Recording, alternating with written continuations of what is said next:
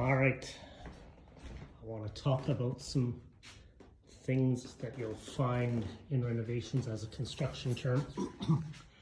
You can see these 2x10s. We've actually got 4 of them, which is a little bit overkill, but it's better to have more capacity than not enough. You can see they're carrying the load of the floor joists above, and then they come down and you see a beam on each side. This is what is classified when you're looking at a structural wall in your projects. This is what you need to consider your point loads. So see, we've got 2 that sits on here going down to the floor. It's got a base on the floor, and underneath in the next floor down, it carries through with another beam going down to the concrete on both of these.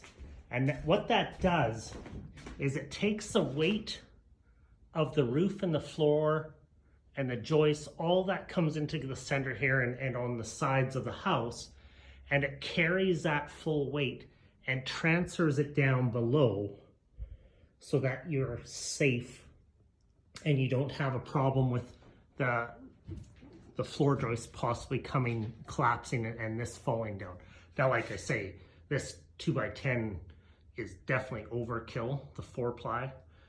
I think we could have even got by with a 2-ply. I'd have to check the code book again.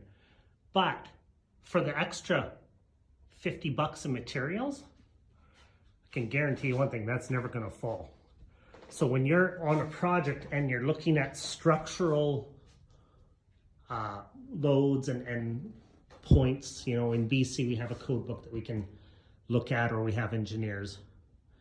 But you have to make sure that the weight that is on this beam gets carried down all the way, or the engineer specifies otherwise. So just something that's interesting in the building process.